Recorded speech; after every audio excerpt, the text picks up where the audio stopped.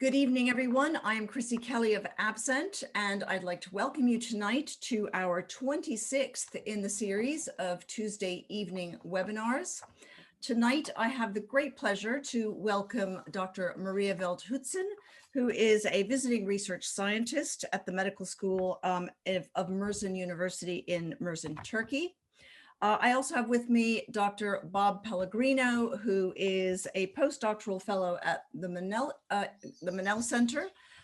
Both Bob and Maria and I met, well, both of the, excuse me, let me start over again. We all met at the GCCR pretty much 1 year ago now. And we have enjoyed working together, and I am very excited to invite them on this evening so that we can discuss some of their latest research on TBI, traumatic brain injury, and olfactory loss. So also with us this evening, we have Aidan Kirkwood, who will be managing the question and answer bar and looking after you in the chat bar if you've got any technical issues. So if you do find that you've got a question during the course of the evening, please put that in the Q&A bar, and we will be answering those questions as they come up. So that will be, we're looking forward to hearing from you on issues having to do with head injury. And so that will be, yes, looking forward to that. Okay, so let's begin by talking a little bit about the fact that smell is probably neglected when it comes to head injuries. And Maria, I'm wondering if you could just talk to us a little bit, set this, create a setting for us as we begin this evening's discussion of your most recent research. So our most recent research is actually a study where we look at neural responses to odors. And we look at those neural responses in different groups. Some people have normal sense of smell. Some people who have reduced sense of smell due to traumatic brain injury, and some people who have basically lost almost all sense of smell due to traumatic brain injury. And Maria, do you think that the sense of smell is quite neglected when it comes to head injuries? Is that it's my impression that that's perhaps not the first thing that a doctor would consider for a patient who has had an injury to their head. Can you? I'm actually going to let Bob. Yeah. Yes. Go ahead. Oh, yes. Yeah. So I mean, I worked in a couple smell and taste clinics, and yeah, you typically you see traumatic brain injury at a much later stage, because if you think about, you get in a car accident, you get in a bike wreck, or you get hit by something, something in the head is typically the last thing that a doctor is going to ask is like, how's your sense of smell? You're going to deal with maybe skull fractures, hemorrhages, these kind of big issues that could really cognitively impair you. And so you don't really even deal with the smell until much later. Typically, and the thing is with earlier intervention is always a better intervention for smell loss. And so what happens is because you don't get treatment until later, where you get maybe steroids or some kind of alternative kind of olfactory training or something, you don't start that until a much later process. And so there might be a chance that you will recover more slowly. And I mean, and also you typically, when you do get damage to the face or to the brain that's dealing with smell, it typically really damages some part of the olfactory area or some kind of secondary area. So it takes a while for everything to regenerate. Right. Okay. Thank you. Thank you for that. So, I think we have talked in this webinar series before about, what happens to a smell. You put your nose to, let's say, an orange, and you get the odorant molecules going into your nose. Maybe one of you could help us understand what happens next in the whole smelling experience.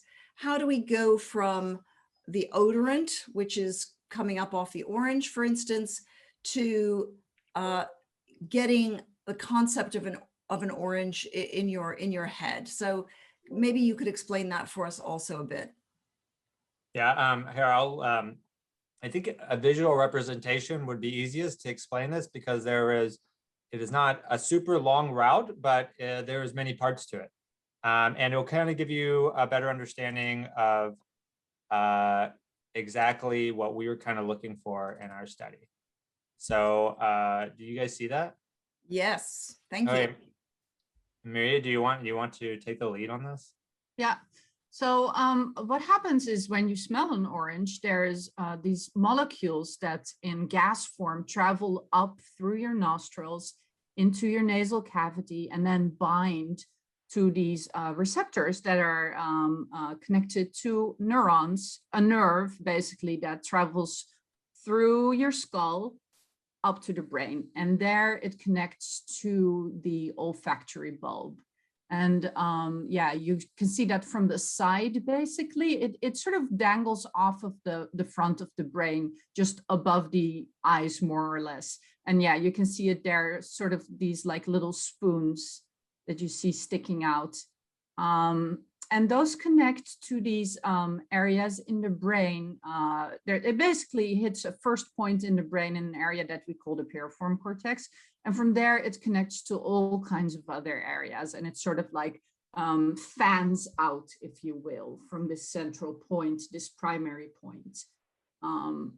And that connects to multiple areas. And I will show a couple of those. So here you can see another view of where that first core primary area is, the piriform cortex. So if you slice through the brain from the side, sort of at the level of the ear, and you take a perspective from the front of the head, looking towards the front of the head. And in red, I've indicated those areas. Those are sort of like these Pac-Mans, I think of them. Please try to ignore the bad drawing of the person. I'm actually a little scary, but we'll move forward. That's to indicate where you should imagine the head looking. And so there are a couple. Oh yeah. Sorry, can I just interrupt and say, for people who are not used to looking at these kind of images, it's really helpful that you explain exactly what we're looking at. So in the previous slide, you described how you would cut this way across and then you would be looking into the back. Can you go back one more slide, Bob? And I think what's important to point out with this one is that, correct me if I'm wrong here, in the image on the left, we're looking at a slice right down the middle, but in the image on the right, we're actually looking at the outside of the brain. Is that correct? Yeah, and by middle, a little bit over here, but yes, it's a slice this way. Yep. Okay. All right. So some of these, so the structures are both central to right on the inside of the brain, but they also kind of like are showing a little bit on the sides here as well. Is that right? Yeah, a lot of it's happening in, you can break the brain down into 4 big areas. You have the temporal, you have the frontal, and the parietal. So a lot of the olfactory stuff is in the temporal, which is like right here. It's also auditory is there. And then it moves kind of in the frontal area. And then memory stuff is in the parietal, a lot of. Parietal is in the back. Yeah, well, the visual cortex is right here, but parietal is like here, I guess. It looks like you're shampooing your hair, Bob. Yeah, I'm just trying to fix it. Okay, sorry to interrupt. No problem. We want to make sure it's kind of clear. It's a little confusing, so. Yeah, and so then there are a couple of secondary areas that we regard as really important. That includes the insula and the orbital frontal cortex. So those are, the second stations, basically, of the signal traveling through the brain. And so those are in those areas that you see up top, a little bit more to the side of the brain. And then actually right above the olfactory bulbs in the orbital frontal cortex in the bottom image. Yeah, so I think we can come back to the slides when we talk a little bit about the results. Okay. But we'll just kind of give you guys a I guess like a preface of an introduction to, these are just the main areas of starting from the peripheral, you move up to the central, and a lot of the major processing is happening here, but also on those little bulbs that dangle and sit on top of the washboard that has a bunch of sensory neurons coming through. And Bob, could you explain for our audience what is peripheral and what is central? What is meant by that when we talk so about? I'll put it in the context of traumatic brain injury, because it I would say there is both peripheral and central damage that can create olfactory loss. So peripheral damage would be maybe you get in a car crash, or something hits you right in the nose, and maybe fractures your nose, where there can no longer be any airflow, right? So no airflow, no smelling, probably, not much of it. And so that's kind of like the septum kind of bends, or some bone comes forward or something. But then also what happens is, if that happens, whenever you recover from that injury, you can typically get scarring that happens. So you have the respiratory epithelium, which has no sensory or smelling like neurons on it, but then you have the olfactory respiratory, which is the part that has all the sensory stuff, and that can actually get scarred over. And so that leaves where you also can't smell. But most of the time what's happening is that you get hit in the head, and as you saw from that picture, the olfactory bulbs, they kind of just sit on that washboard. And it's kind of olfactory is an old system that is not super well designed for baseball and maybe like sports and cars and high impact, like things. And so you get hit and everything shakes around, and the neurons that are going through that washboard just sever. And so you have to regrow them through the process of regeneration. And that's kind of more of that's a peripheral issue. And then when you move up from that bulb up to where we were talking about that primary olfactory cortex, the piriform, and these secondary structures, what happens when you get hit, you can have damage directly happen to those primary or secondary areas, which obviously would affect what you smell and how you smell. But then you could also get interaction from just other lesions around the brain, or you get hemorrhage or swelling that also impedes on these neuronal structures. Right, but just to confirm though, that when we talk about the central part of central versus peripheral, what you mean is central is that it's part of the actual brain structure, and everything that is outside of that, everything that is attached to a nerve that's beyond the brain, is considered peripheral. Yeah, so you can think of peripheral kind of like you think about your fingertips, right? Mm-hmm. It is doing interaction with the world around it. And the peripheral is doing the interaction while the central is kind of doing all the computation upstairs. Right. Okay. It's the hard drive. It's if we want to do some computer analogies, it's the hard drive. Yeah. Good. Okay. Right.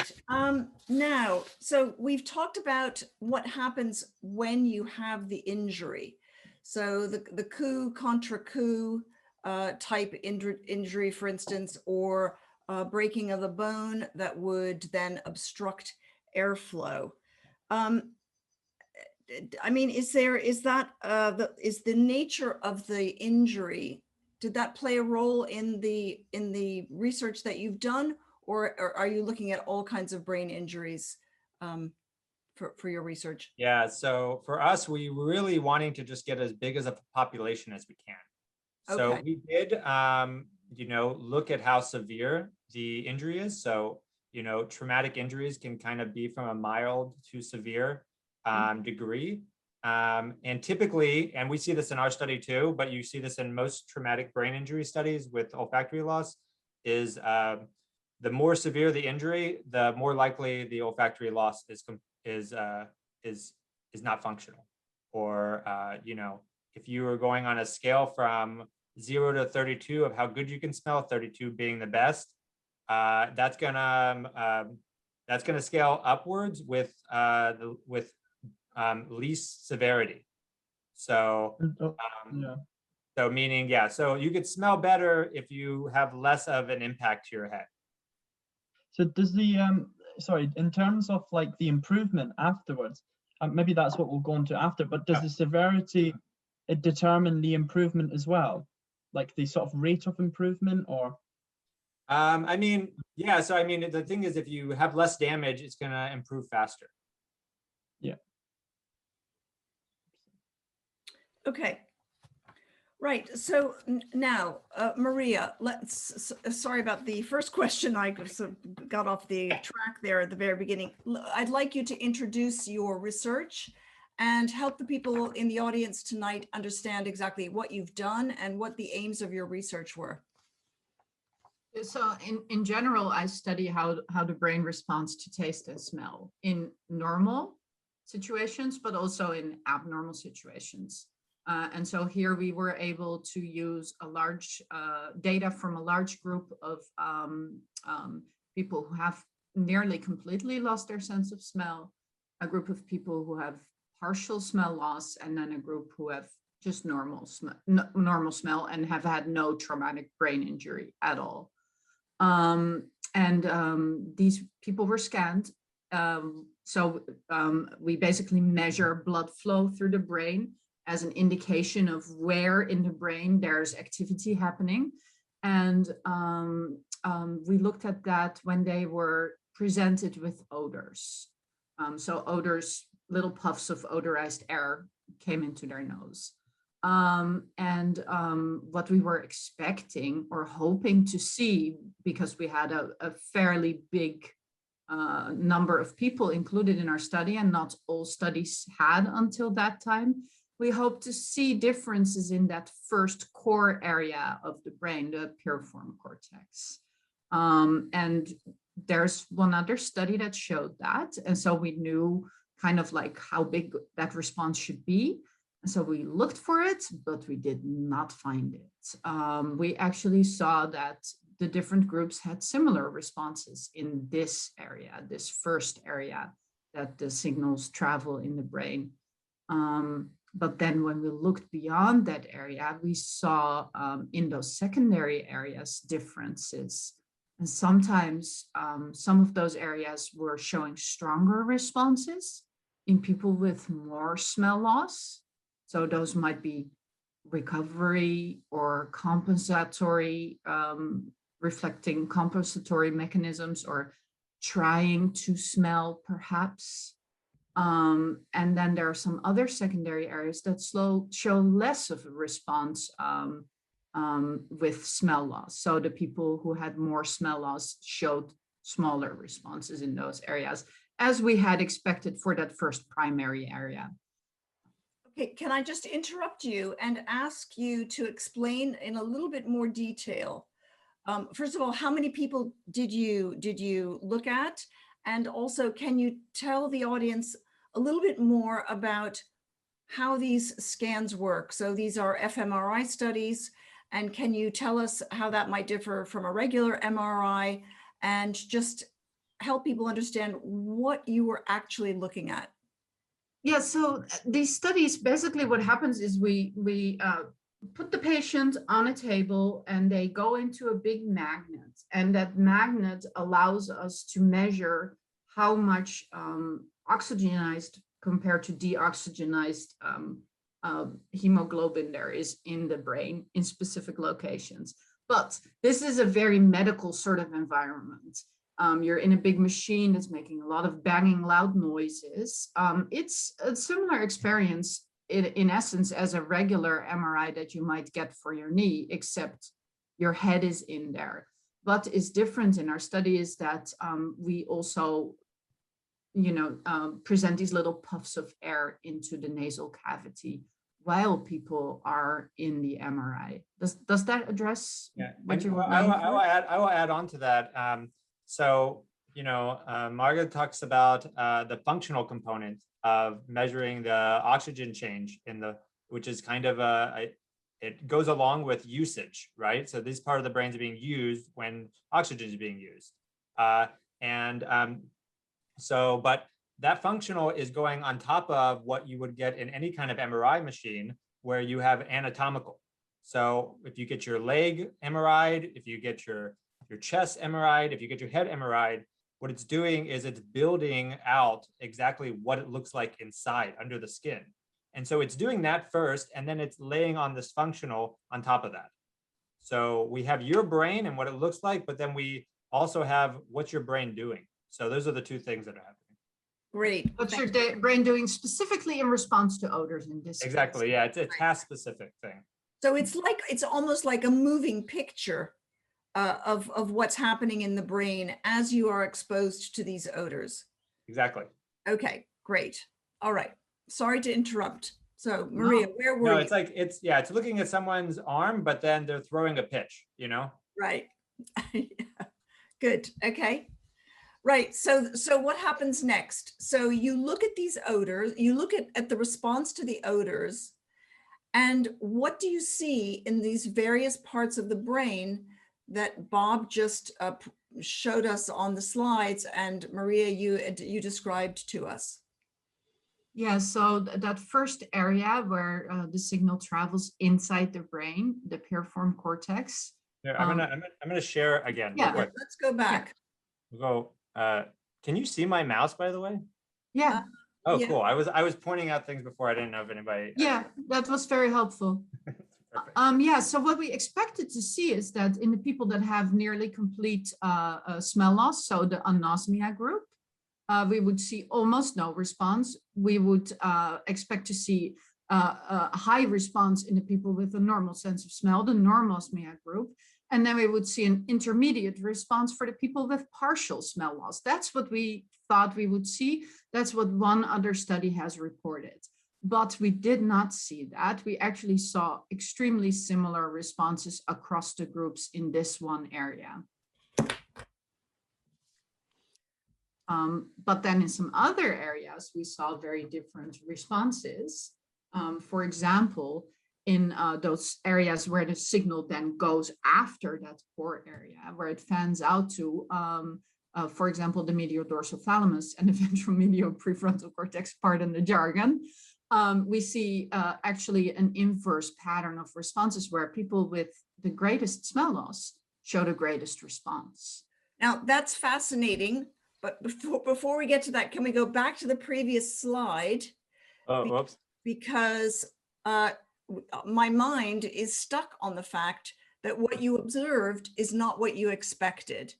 So can you explain what is it that you observed that was so surprising for you?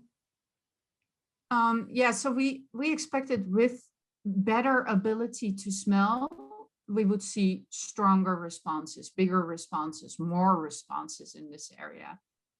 Because this is the area that is supposed to respond to odors, and that is supposed to be that first gateway in the brain, which I'm not contesting at all.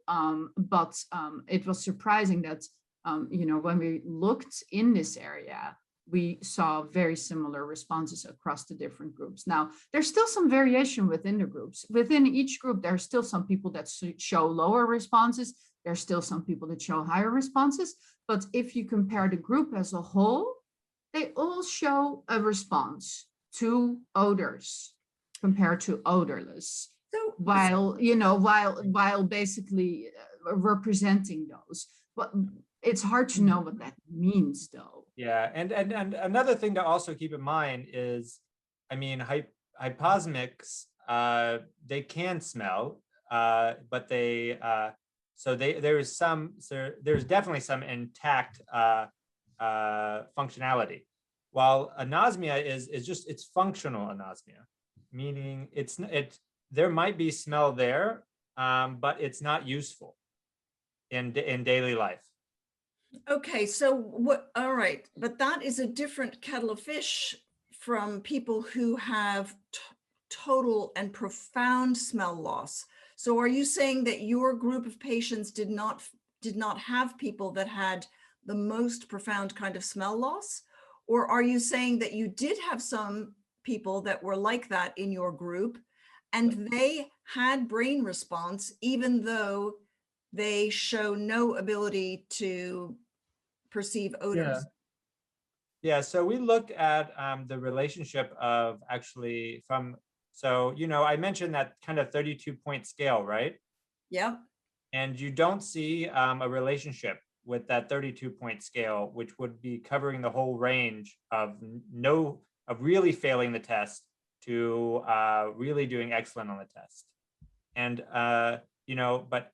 so, I mean, whenever you categorize anybody in the clinic there's a chance that they're in this kind of gray zone of being having anosmic or being hyposmic. But ours were, I mean, pretty much in the middle. So that we had probably lots of people with zero sense of smell in that group. Right. And Sorry. go ahead. But what this, I think, primarily highlights is that this area, while it is the first, may not be the most important Right. for understanding smell loss. And do you think it's possible that there is activity in this region, not because there is a perception of odor, but because maybe these people have been primed to that an odor is coming and that there may be some sort of top-down effect? So, I mean, how we do figure out is if you see there's this brain response to odor minus air. So they don't know when the odor is coming. And so we should get anticipation throughout, and then it would cancel each other. It would cancel it out. But there is this idea that, I mean, maybe just thinking of an odor does create a response there. And but their timing would have to be pretty on point, which would be more, I mean, it would be pretty random. I just wanted to ask, like, is the piriform cortex specific to odor? It wouldn't be like some sort of some type of subthreshold to like trigeminal kind of to the odor, or chemesthesis, or is that specifically odor? Yeah, I mean, so we try to use odors with no chemesthetic response. So we did some tests prior to delivering it to patients. This is some odors that we use often. And they have at least below a threshold, or not able to, most people would say they don't have that much of a trigeminal component. But yeah, so there's always a chance that they're hypersensitive, though, to a trigeminal component.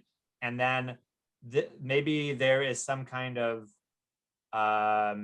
inhibition that is being released by some other part of the odorant that's getting picked up. But so we can't really rule out trigeminal response, but it is unlikely with these odorants. Okay. And I think that one thing that we can get from this is perhaps that we shouldn't assume that it's always peripheral damage that is causing smell loss in traumatic brain injury, that it is possible that those peripheral signals still reach that first area, but that it's the damage through the rest of the brain that may be causing the smell loss. Right. We don't know. Yeah. Right. Okay, so I'm sorry I interrupted you and made you. Oh, no problem. But so you can please carry on. Oh, I mean, the other part is that we're just talking about these kind of secondary areas that seem to have predictive value. So they tend to be able to discriminate between these three different groups. And I'm gonna go ahead and stop sharing. Wait, oh no, not so Can we fast. go back? Tom, not so fast. If So you if you go back and we look at those other two areas, Yeah. can you tell us quickly what kind of things happen in the mediodorsal thalamus and the ventral medial prefrontal cortex. So Margaret, you want to take this? Yeah, so interestingly, up until now, we thought that the role of the medial dorsal thalamus in olfaction was to help focus on odors or aid in recognition of memorized odors. But then that wouldn't make sense here because it's greater response in those people with greater smell loss. But perhaps it reflects effort. These people might be trying harder to smell something. Right. Or it's also possible, all of these brain areas, you know, we label them as this is an attention area, this is a olfaction area, but in reality, all brain areas have multiple functions. And so, for example, these two areas that you see here are also involved in mind wandering. So what's also possible is the people that have have less sense of smell, they're just basically lying there. We're puffing odors into their nose, but they're not really smelling them. So they're just thinking about, maybe they're compiling their shopping list, you know, for groceries after the scan. We don't know. Yeah, you might have heard it. Like, I know that it was like in the press quite a bit, several, like maybe like 10 years ago, but this is an area called the default mode network, which, you know, they did a lot of stuff with meditation where there's like less default mode network in these like, in these people that's meditated for 200 hours, you know, because they're staying more on task and not mind wandering and daydreaming like we do all the time. Interesting. Maybe it should be a question in the survey. How much mind wandering do you do before you do this test? Yeah, but I mean, the thing is, it would be pretty boring in a scanner if, I mean, but besides how loud it is in there, it would be pretty boring if you're just laying in there and and you barely smell anything or don't smell anything at all. You would start wandering. You start thinking about other things. And we're not showing it here, but what we did see an increase in the healthy, where we see the opposite of this trend, where it goes up in healthy, it goes down in hyposmics, and then it goes even lower for anosmics, is areas that are related to salience and attention. So we see increases in that, so which kind of does support this kind of story. What is it, Bob? Bob, can you define salience, please? Yeah, I mean, salience is just like, it's kind of a fancy word for attention to something that you usually don't experience all the time. Oh. So give me an example. Is that like the pink elephant example? It's exactly that. Right. That would, What does that pink mean? Sorry. elephant walking down the street would have a lot of salience. And a tiger even more. Yeah, a tiger is, yeah, it has you know, some adaptive reasons for being there. Back when we used to use our smell for hunting, you know? Right. Okay. And are both of these brain areas that we see on the screen right now, they are both also used in mind wandering, or is it just the mediodorsal thalamus? Both of these areas. Okay. So a down regulation of this and an increase in some of these attention areas is very much associated with, or a down regulation of this is very much associated with what's called task negative state. So it's the opposite of doing a task. Right, right.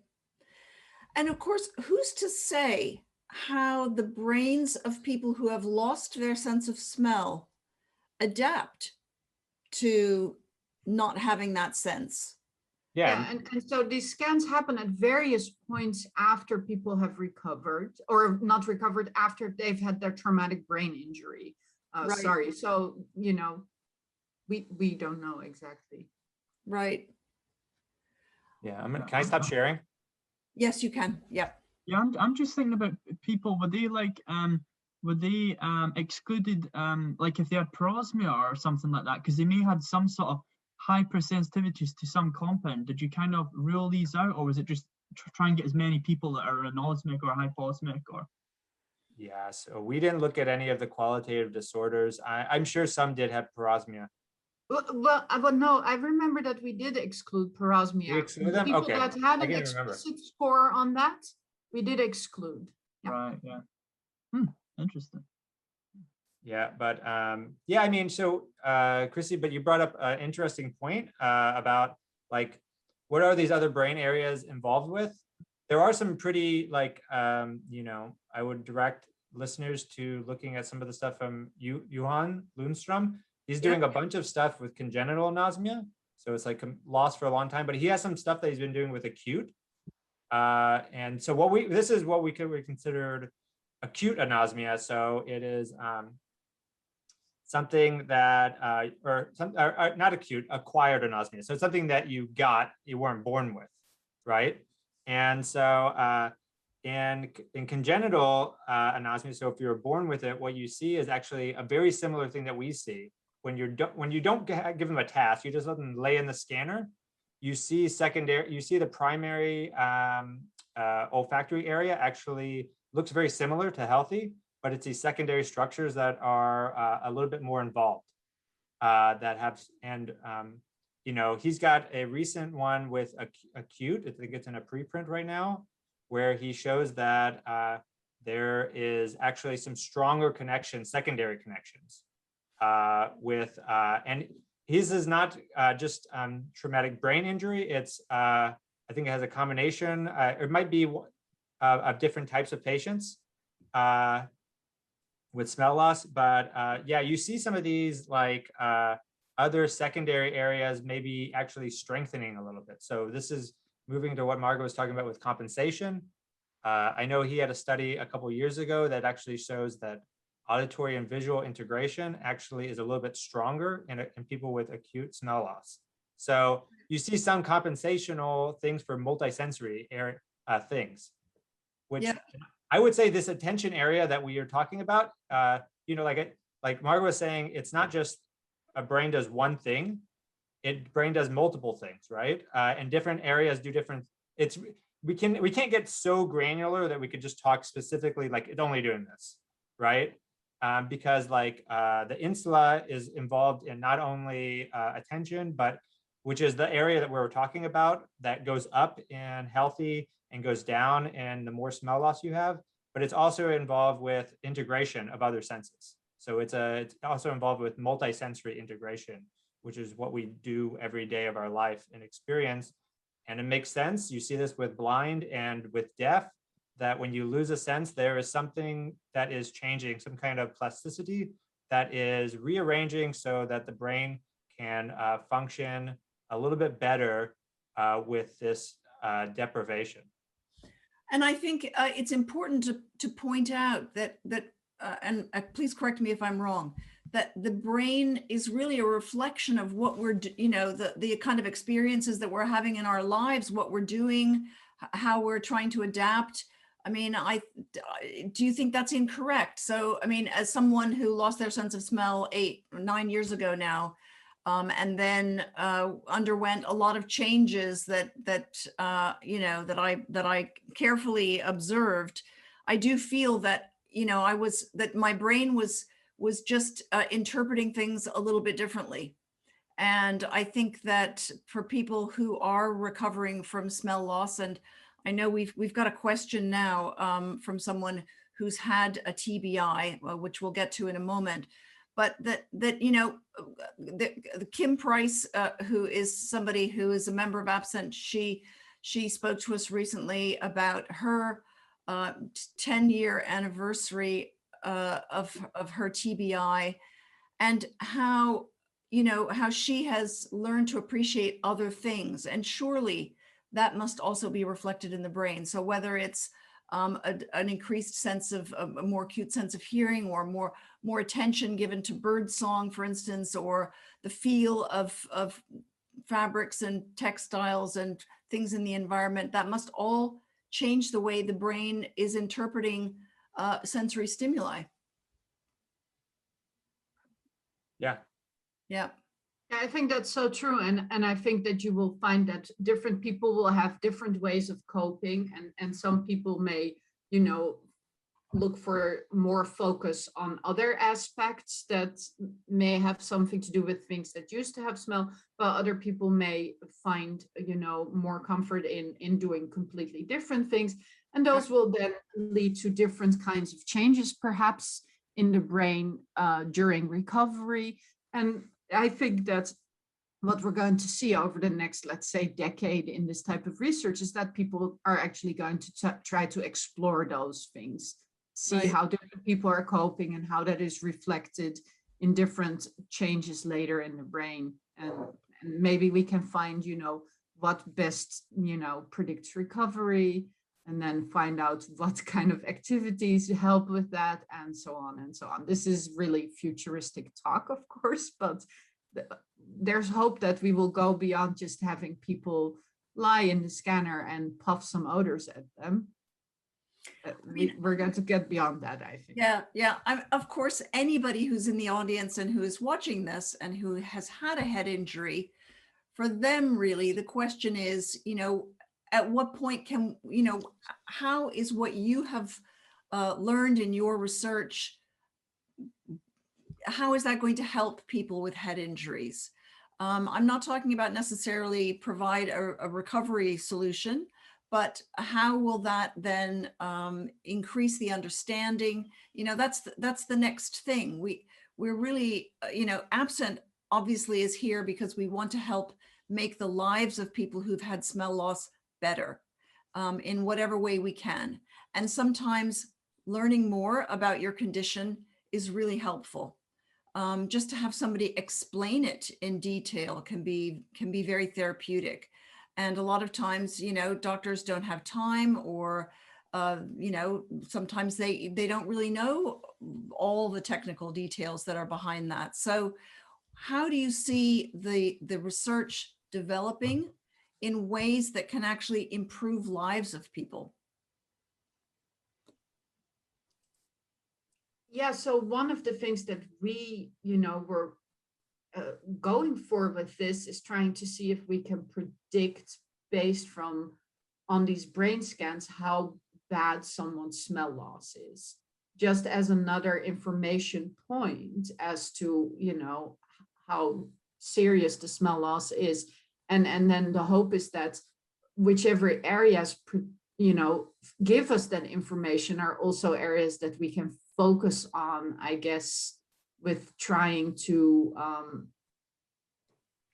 test new interventions. But with interventions, I don't necessarily mean like there's not going to be a specific pill or something that we can use for that, but more like if we have, say, different types of olfactory training. So let's just say, this is super hypothetical. This is not a formal scientific prediction, but let's just say that we see, that people that have better recovery have also less of that mind wandering. Then we might do, for example, olfactory training in combination with meditation. So that's the, sort of like it gives us a suggestion that we can then test. Right. But right. it's a tiny step forward. Yeah. It also gives us a baseline. You can't know if you improved if you don't know what has changed. Exactly. Exactly. And go ahead. I so get that. Absolutely. I mean, that was the first thing that I thought when I was given my first sniff and sticks result. I thought, well, at least here I have a starting point, and I'll be able to see what happens next. But what's so interesting? So many people, and not just people who have head injuries, want to know how extensive is the damage, and of course that's very difficult to predict. You only know whether there's going to be any improvement in the sense of smell when it happens. And of course, it's such a long process that you have this, yawning period of not knowing that might last for years. That's a really a terrible desert to be stuck in. For, and wouldn't it be wonderful if, for instance, through an fMRI scan, you could see, okay, well, there's activity in this part of the brain, and that's really a good sign. Or there's very little activity in this part of the brain, and therefore that's not such a good, you don't have such a good prognosis. At least something like that. Do you think that we might get there eventually? Yeah, I mean, maybe, I mean, what we really would need just like a lot more people, you know, we have a decent size of people that we are making these kind of predictions on, but these kind of models of what is it that predicts improvement and everything only works if the more people you have, you just kind of feed it more and then it gets better and zones in a little bit to more granular parts of the brain that seem to be maybe the cause of deficit.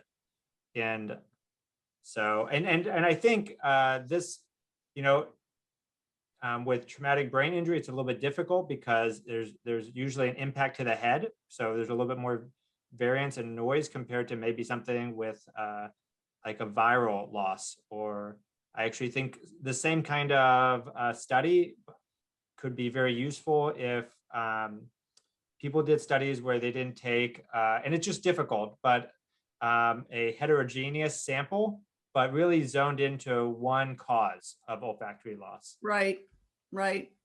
And then we could really start making some, maybe we could see like, you know, this seems to be really affected when, you know, you lose it through a viral infection.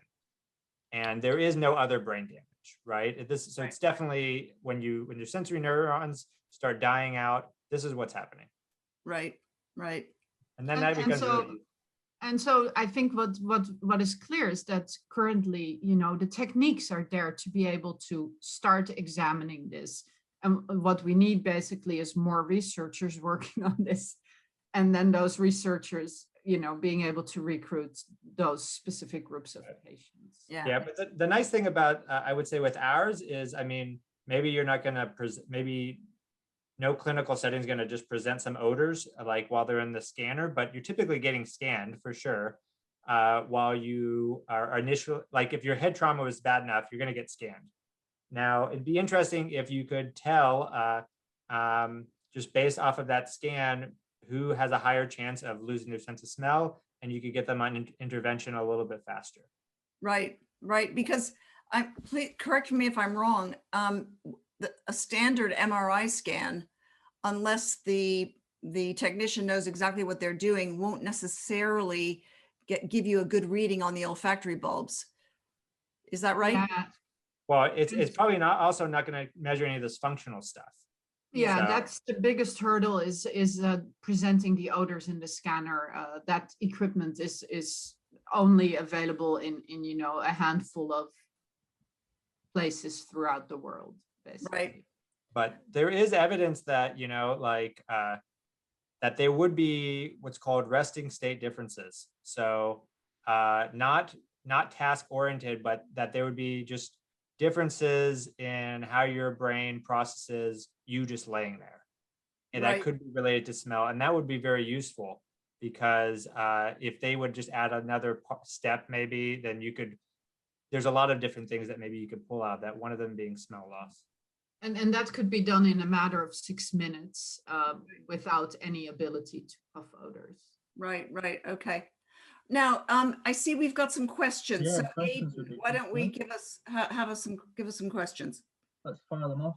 Rosie says here that she fell backwards on the ice 32 years ago and hit the back of her head on the concrete and had an injury with a skull fracture. They explained to me, and presume it's like health practitioners explained to her that it was a contra coup effect. Severed the tiny nerve fibers of the olfactory whatever. And she's not had any sense of smell whatsoever since then, or all of these years. She can only taste things that are the taste buds of the tongues, you know, sweet, sour, etc. And she was originally told that if it were to return at all, it would probably be in the first year after TBI. And since then, it's been 32 years. I'm assuming she's assuming it's not going to happen. And is there nothing that she can do to help it return?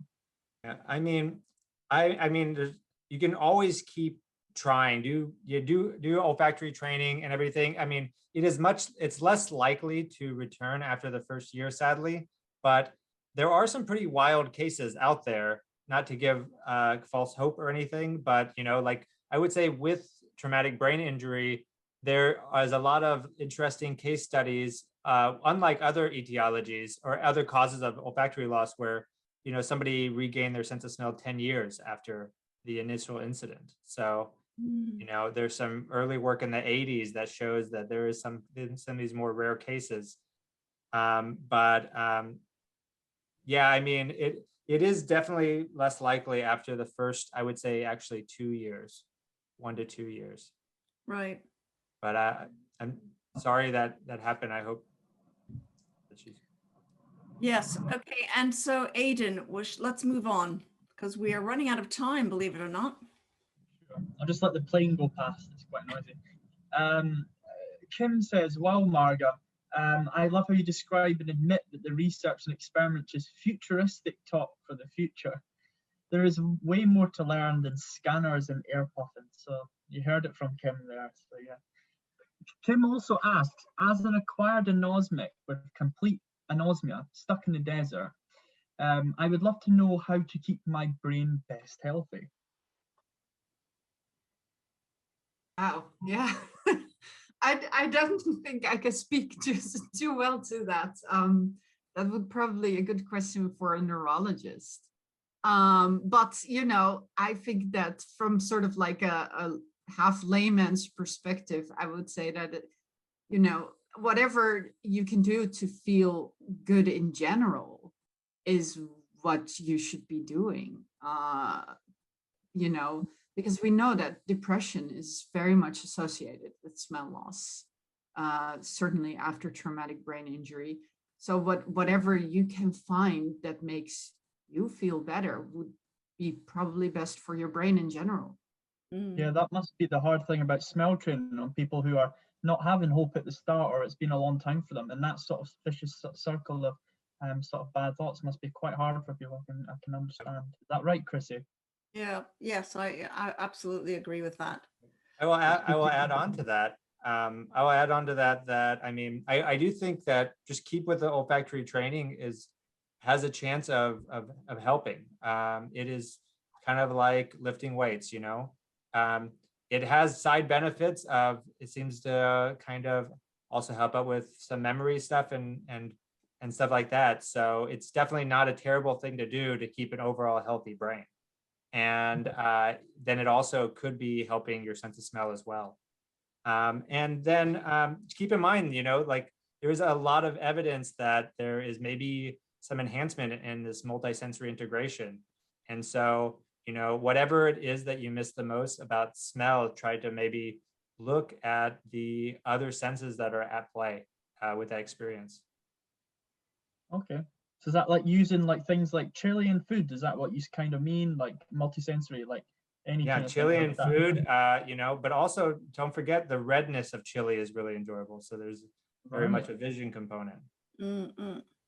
Yeah, And okay. I would also add to that, exercise is really good for your whole body, but also good for your brain. And I think that's important. And maybe for you, I can't remember the name of the person who put Kim. Maybe it's music, or maybe it's learning another language, or anything that keeps you active with your thoughts. Yeah, I mean, I think he passed away recently, but it was a Japanese age researcher who lived close to 100, and he worked to this very last day. And really, he talks about, the best thing you can do is keep challenging your mind every day and to keep it healthy. So it's exercising not only your whole body, but also, the hard drive or CPU that we talked about earlier. So Deka here asks, what do you think about the fruity sewage smell of parosmia? I'm trying to think if that's parosmia. That might be phantosmia. Is this common in TBI? And more importantly, is there recognition of this and the issue that is recognized by healthcare practitioners? Yeah, I can talk on that since me and Chrissy are doing another project that we're actually showing a poster off tomorrow on it. And but we actually do see that with traumatic brain injury, it does seem to have more phantasmia than the other than parosmia or just loss of smell. It seems to be more prevalent in traumatic brain injury, and there's a lot of research that supports that idea. Well, what's the poster? I'm quite interested actually about you and Chrissy. If you got, is it a secret or is it some sort of No, conference? it's the questionnaire that's built into the AbScent website. All right, very good. Yeah, great. Yeah. Well, Okay, give the praise to Bob. Bob is the one doing all the heavy lifting. have you got all the? Have you got like all the funny figures with the noses and eyes on it as well? I hope you've included. I'm gonna, I'm trying to sneak those funny figures with the dangling eyeball into most things. So. Right. So we're running out of time. So quickly, Aidan, let's go through the last questions. Yeah. Has there been any research comparing the deprivation of a sensory loss? I get the impression that the loss of smell is a slow deprivation as opposed to sight or hearing loss. Yeah. Yeah. Can you like kind of clarify? Let's take a look at that. Yeah, I'm not sure what you mean by that, Kim, because of course you can have slow visual vision loss. So if you have, say, macular degeneration, and hearing loss is also generally not, instant. I'm not quite sure. And age. I mean, one of the biggest causes of the loss of smell is age, and when you increase in age, kind of most sensory, most the hearing, the smell, the vision, it all starts going kaput. Carol says here, from your comments about feeling good, seems to me that practices that move us into parasympathetic mode make sense. Well, there's a tongue twister, that word there. I'm not particularly sure what parasympathetic mode means, but I think we've got someone who knows quite a bit about that. Interesting. What is parasympathetic mode? Is that sort of meditation? I think the idea is, the sympathetic nervous system is what we think of when we think about fight, flight type responses. And the parasympathetic has more to do with, it's not quite the opposite, but it sort of goes up when you're more relaxed and so on. More adrenaline and all that. Yeah, and so, I think that's an empirical question that needs to be tested. It does make sense to suggest that. Yeah. To my awareness, that has not been looked at yet. Yeah. Well, let's hope that, with the new interest in olfaction that has come along since the COVID-19 pandemic, that we will see more funds going into research on olfaction. That will be a very important thing for everybody in the smell loss community, not just the people with COVID-19 related smell loss. So that will be something that I'll be looking forward to seeing. Right, well, we are coming to the end of our hour. I would just like to remind you that I will be back in 2 weeks with another webinar. We are actually moving the program around, so if you think you might be interested, do check out our feed on social media. You will find all of the webinars advertised on Twitter, Instagram, and Facebook. We have of the 3 Facebook feeds.